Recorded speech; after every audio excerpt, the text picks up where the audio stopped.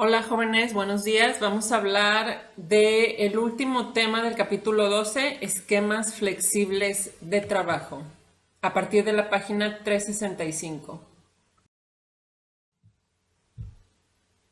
Para esta nueva generación de profesionales, la vida es una mezcla del tiempo que pasan en casa y en la oficina, trabajando o disfrutando de su tiempo libre.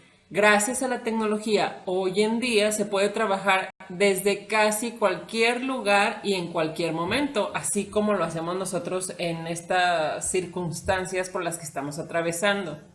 Las organizaciones se están viendo obligadas a adaptar sus diseños estructurales a estas nuevas realidades, y una de sus primeras iniciativas en este sentido es la adopción de esquemas flexibles de trabajo.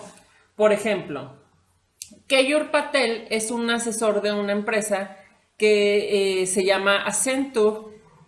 Él ha dejado de ser una excepción para convertirse en una norma. Durante uno de sus más recientes trabajos de asesoría, Patel colocó 3 relojes sobre su escritorio. Uno marcaba la hora de Manila, que es el lugar en donde viven sus programadores de software. Otro reloj tenía la hora de Bangalore, que es donde trabaja otro equipo de programación. Y el tercer reloj tenía la hora de San Francisco, ciudad donde pasaba 4 días por semana ayudando a un importante minorista a implementar sistemas de tecnologías de información para mejorar sus ventas. Por otra parte, su teléfono celular estaba configurado con la hora de Atlanta, ciudad donde vivía oficialmente y a la que viajaba todos los jueves. Entonces, en total, pues imagínense, son cuatro relojes. Básicamente para él es algo normal y no es algo que digamos nosotros, ay, qué hombre tan loco o qué raro o qué difícil, no lo debemos de ver tan lejano. Aquí mismo en la región pasa, en las empresas que son extranjeras. Ellos tienen los horarios, obviamente, pues de aquí y de muchos de los proveedores que están en diferentes partes del mundo y también reloj de donde es originaria la empresa. Entonces, no es algo que debemos de ver como muy lejano o que no nos puede pasar. Vamos a analizar estos esquemas flexibles de trabajo a continuación.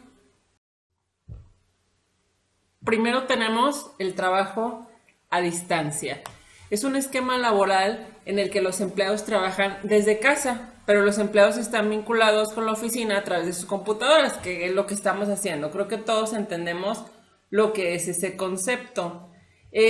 Por ejemplo, en Scan Health Plan, el director general de finanzas declaró que el incremento de empleados bajo el esquema de trabajo a distancia le ha proporcionado a la empresa una forma de crecer sin tener que incurrir en costos fijos adicionales.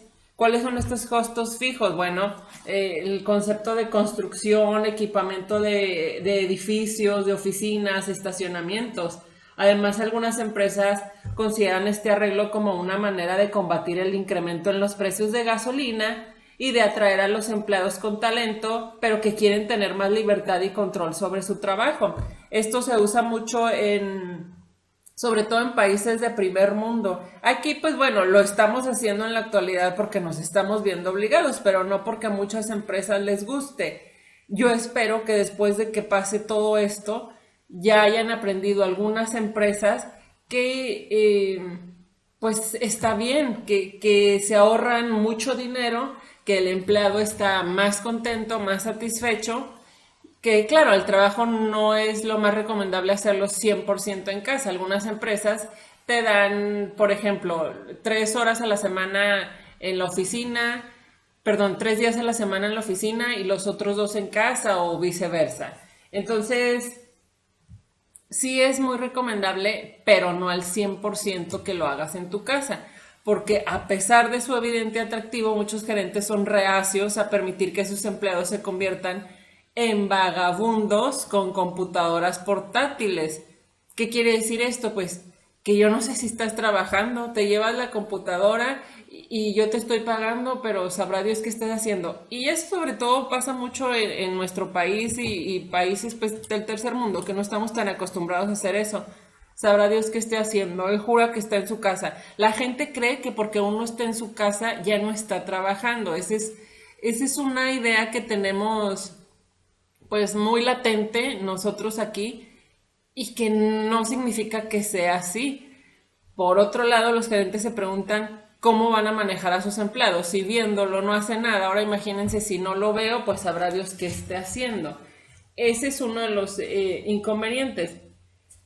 Yo pues les pregunto, ¿qué harían ustedes para interactuar con un empleado y obtener su confianza si no está físicamente presente? Contesten esa pregunta, ¿qué hago? ¿Cómo lo monitoreo? Y si su desempeño laboral es deficiente, pues ¿cómo le llamo la atención? ¿O qué hago? Porque claro que me voy a dar cuenta, eso es obvio, pero ¿cómo lo reprendo? ¿O cómo le llamo la atención? ¿Cómo le haría sugerencias para mejorar? Ese es algo que tenemos que trabajar. Otro reto también significativo radica en lograr que la información de la empresa se mantenga segura. Yo creo que ese es el reto más importante, que la información esté segura y a salvo cuando los empleados trabajan desde casa.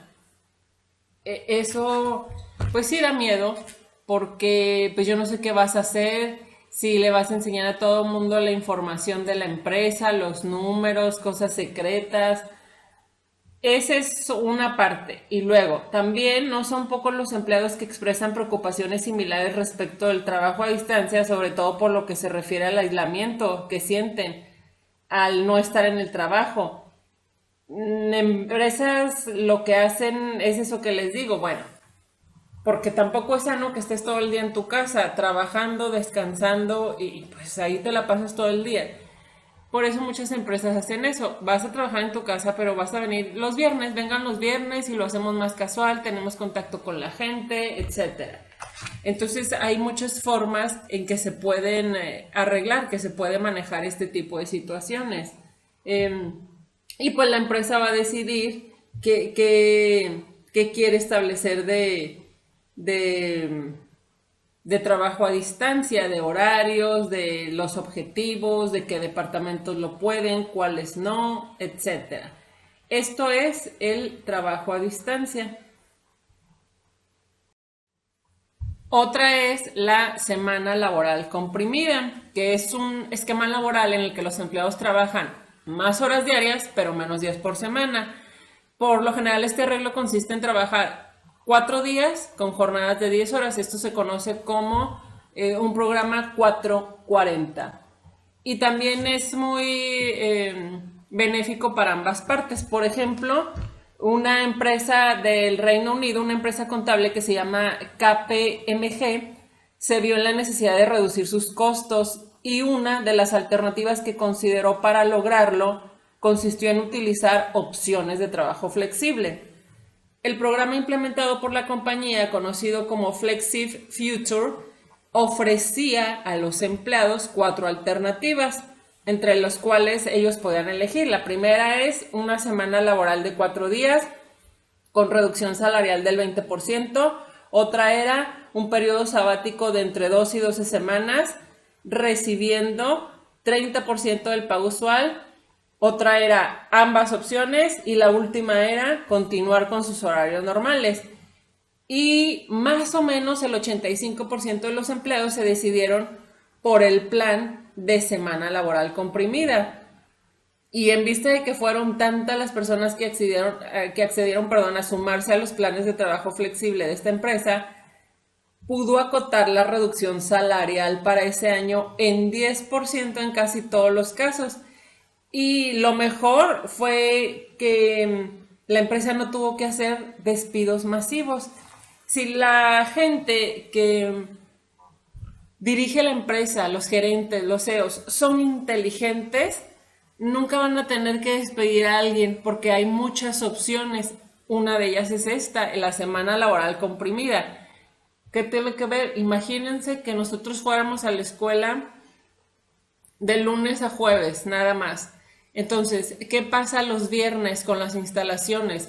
Pues no se gasta agua, no se gasta luz, ustedes no gastan en transporte, en gasolina, en desayunos, etcétera. Y es una reducción para ambas partes. Y así, pues yo me puedo ahorrar ese dinero y no tengo que correr a ninguna persona. Esta es la semana laboral comprimida. Este es el primer esquema.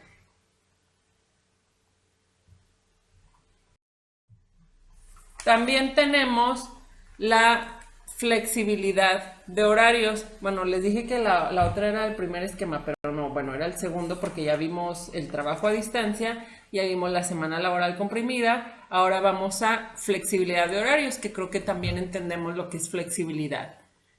Sistema de programación en el que se pide a los empleados trabajar un número específico de horas por semana, pero se les da la libertad dentro de ciertos límites de elegir cómo distribuirlas. Los programas de flexibilidad de horarios casi siempre establecen ciertos horarios fundamentales en los que se requiere que todos los empleados estén en sus puestos, pero permiten mayor tolerancia en los horarios de entrada, salida y comida. ¿Qué quiere decir flexibilidad de horarios? Quiere decir que yo te voy a dejar que si entramos a las 8, pues a lo mejor tú tienes que llevar a tus hijos a la escuela y vas a tener que llegar a las 8:30. Ok, está bien. A la hora de comida, pues salimos a las 2, pero que tus hijos o tú tienes otras juntas o tienes cosas que hacer a la 1 de la tarde, 1:30. Ok, entonces tú sales a esa hora. Y en la tarde, noche, igual. Nosotros cerramos a las 7, pero resulta que yo tengo un evento a las 6, 6:30, entonces te vas a esa hora. Eso es flexibilidad de horarios. No que, ay, no, qué flojera levantarme temprano y pues si entramos a las 8, bueno, yo voy a decir que a las 10. No, eso no es flexibilidad de horarios. Como bien nos dice aquí, hay horarios fundamentales en los que todos los empleados tienen que estar. La tolerancia nada más en horario de entrada, salida y comida. Solamente es eso. Y el siguiente son los puestos de trabajo compartidos. Esta práctica consiste en tener 2 o más personas ocupando un mismo puesto de trabajo de tiempo completo. Por ejemplo, en Reino Unido, McDonald's experimentó con un programa inusual que se le conoce como contrato familiar. Buscaba reducir el ausentismo y la rotación de personal en algunos de sus restaurantes. Y de acuerdo con este contrato familiar, los empleados que tuvieran un parentesco cercano podían cambiar sus turnos sin necesidad de que su gerente lo autorizara. Bueno, si tengo algún primo, hermano, sobrino, lo que sea, ahí trabajando conmigo, pues si al día siguiente no puedo ir, pues ya sabemos que cuando queremos faltar al trabajo, creo que es una ceremonia para pedir permiso. Ahora lo tienes que hacer con días de anticipación y que te firmen y que te no sé qué. Bueno, en algunos lugares. Aquí, pues si yo no puedo venir mañana por X circunstancia, ok, pues le voy a decir a mi prima, a mi primo, que me cubra, porque pues sabe hacer lo mismo que yo y no hay necesidad de que el gerente tenga que estarme firmando o dando permiso, con que el trabajo no se deje de hacer. Pero aunque un esquema como el contrato familiar de McDonald's podría ser apropiado en el caso de los empleados que demandan poca especialización, ojo, digo, es un trabajo sencillo. Ni modo que si yo sea contador y que mi primo está ahí que no sabe nada de contabilidad, ya nada más porque tiene mi parentesco, no vengo mañana, ahí quédate al frente aunque no sepa nada. No, esto es para trabajos que demandan poca especialización. Otras organizaciones también podrían optar por esta alternativa al contratar profesionistas que no quieren estar sujetos a las exigencias y las molestias de un puesto de tiempo completo. También puede ser, y ya no necesariamente tiene que ser familiar, contrato a 2 profesionales. Bueno, va a haber 2 contadores, van a hacer 2 funciones distintas o van a hacer lo mismo, pero resulta que en estos nuevos tiempos, pues yo ya no quiero estarme encerrado en una oficina 8 horas. Entonces yo quiero trabajar 4. Bueno, contratamos 2, 4 hace uno y 4 horas hace otra persona. Por ejemplo, en una empresa que se llama Ernst & Young, los empleados de muchas de las representaciones de la empresa pueden elegir entre una amplia variedad de esquemas flexibles de trabajo, incluyendo el de puesto compartido. También, por otro lado, Un buen número de compañías han utilizado esta opción en época de crisis económica para evitar la necesidad de despedir a sus empleados. También eso puede ser una buena opción. Fuerza laboral contingente. Los trabajadores contingentes son empleados temporales, independientes o bajo contrato eventual, cuyo empleo depende de la demanda de sus servicios. Hay quienes se refieren a este tipo de trabajadores como fuerza laboral independiente, porque no existe una relación de dependencia entre ellos y la organización. Hemos escuchado el término contingente. ¿Qué es una contingencia? Bueno, algo que no estaba planeado, algo que sucedió, algo que se presentó y que no esperábamos. Un accidente también pudiera ser una contingencia, un contratiempo. Bueno, ¿qué son los trabajadores contingentes? Esto que les acabo de decir, trabajadores independientes. Creo que nosotros en la actualidad conocemos a muchas personas que trabajan así. Incluso alguno de ustedes puede estar trabajando de esta forma. Empleos temporales. ¿Qué quiere decir? Que la empresa te contrata, pero no eres parte de la misma. Te contrata por cierto tiempo,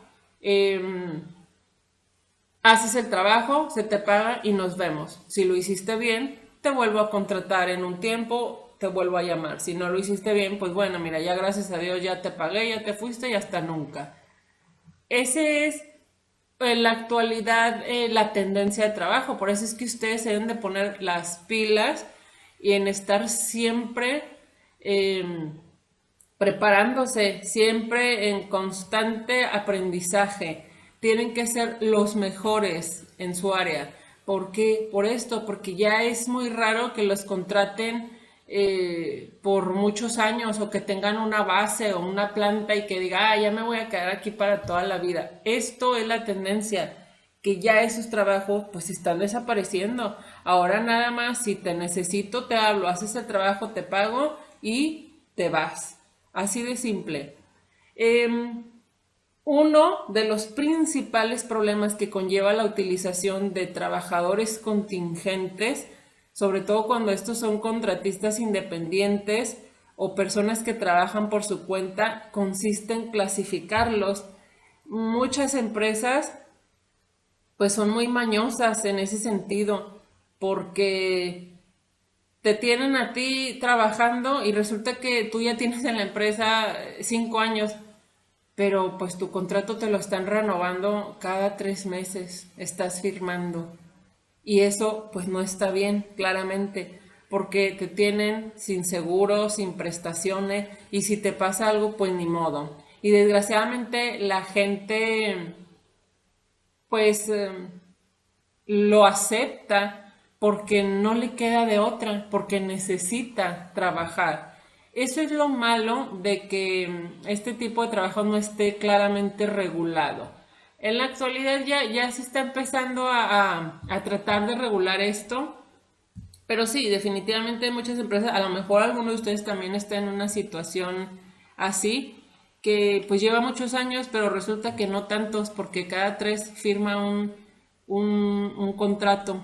Entonces, pues imagínense, ni hacen antigüedad ni nada. Que claro que qué padre si están aprendiendo. Lo importante es que estén aprendiendo, no nada más porque ganan bien, entre comillas, se van a estar quedando ahí sin ninguna seguridad de ningún tipo, porque ni aprenden, ni tengo seguro, ni hago antigüedad, ni nada, ni recibo las prestaciones de ley.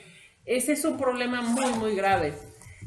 Por ejemplo, ahí en Estados Unidos se dio un caso que fue muy, muy sonado.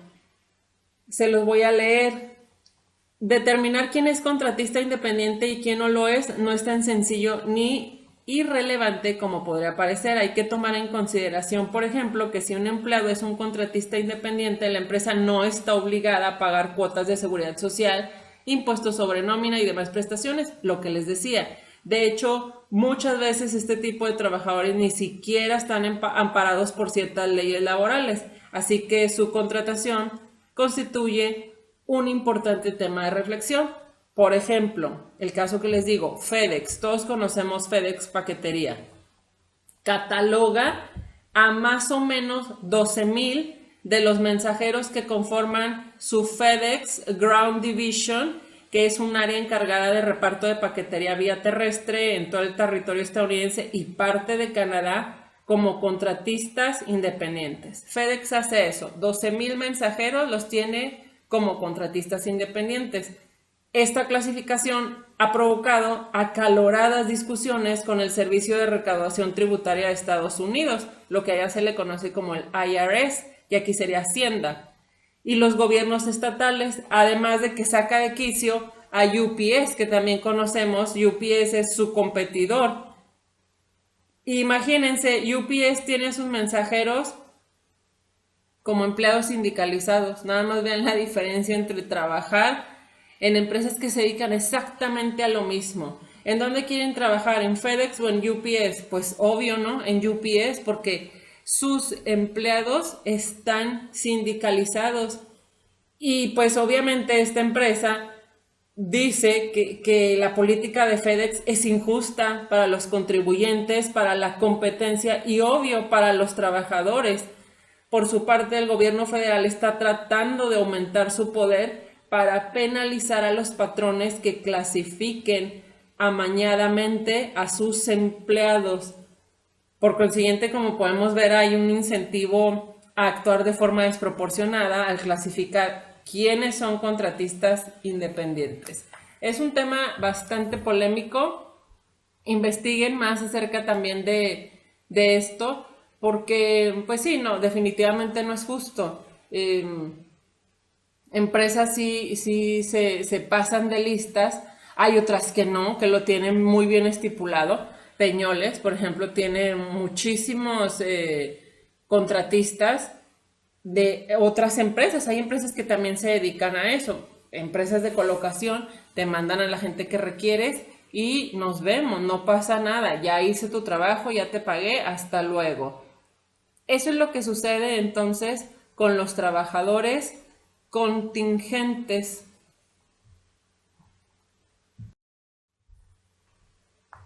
Tenemos, por último, los desafíos actuales de diseño organizacional. Los gerentes deben afrontar ciertos desafíos, entre ellos pueden citarse la necesidad de mantener conectados a los empleados, ese es uno, la vinculación con empleados, y el otro son problemas estructurales de alcance global. Vamos a ver estos dos. Primero, vinculación permanente de los empleados. Bueno, uno de los principales desafíos que impone el diseño estructural en los gerentes radica en alentar una mayor flexibilidad, pero al mismo tiempo mantener la conexión entre la organización de una fuerza laboral muy dispersa que está en todos lados y que está siempre en movimiento. ¿Cómo le hago para saber si mi trabajador realmente dedica las horas que debe, pues, al trabajo, o que nada más está haciendo tonto en su casa? Bueno, muchas compañías están proporcionando a sus empleados llaves para acceso remoto que están dotadas de códigos de encriptación cambiantes que les permiten iniciar sesión en la red corporativa y acceder al correo electrónico y a la información de la empresa desde cualquier computadora conectada a internet. Bueno, ahí ya sé que están entrando y ahí los estoy monitoreando. También los teléfonos celulares alternan sin problema su conexión de las redes celulares a las redes Wi-Fi corporativas.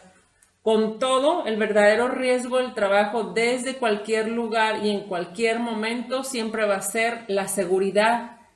Pero afortunadamente, ciertas aplicaciones de software y determinados dispositivos de desactivación pues han minimizado bastante estos problemas de seguridad. Hasta los proveedores de seguros están más dispuestos a permitir que sus empleados móviles tengan acceso a su información.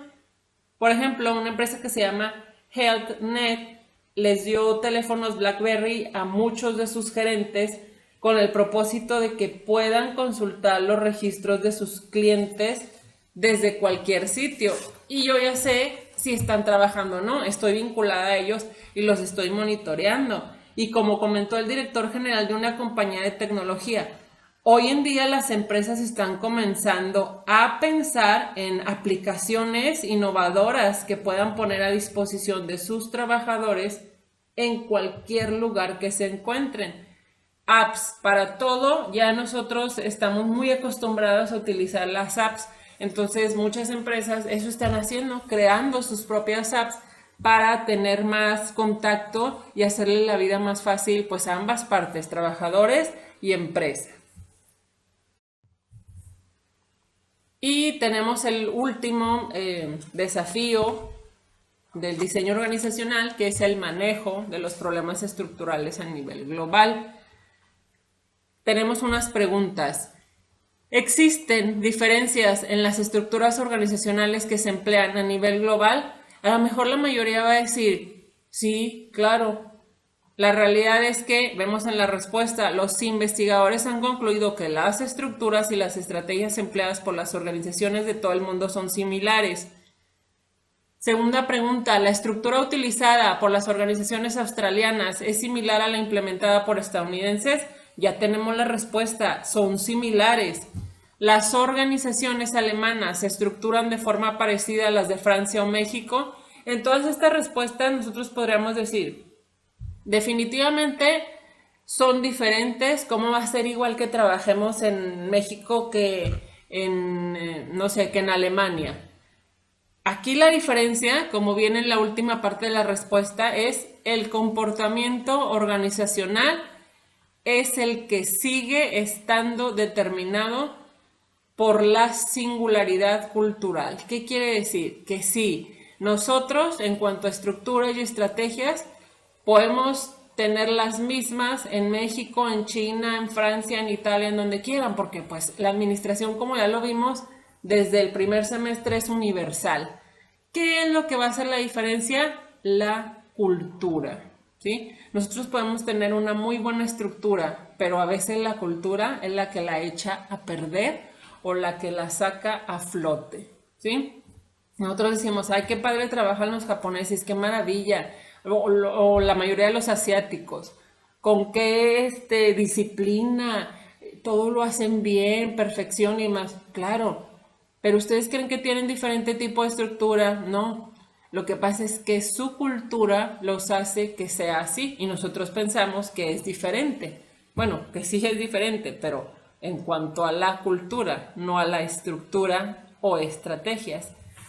Bueno, hasta aquí terminamos entonces nuestro capítulo 12 y bueno, nada más que recuerden, independientemente de cuál sea el modelo elegido por las organizaciones, el diseño estructural debe contribuir a que los empleados hagan su trabajo lo mejor que puedan, es decir, de la forma más eficiente y eficazmente posible. Hasta aquí entonces terminamos para el primer parcial. Es capítulo 11 y este capítulo 12. Recuerden estar leyendo constantemente su libro. Ya tienen ahí el link. Este examen abarca de la página 330 a esto último que vimos, que es 370, capítulo 11 y 12. Muchas gracias y estamos en contacto. Nos vemos la siguiente clase.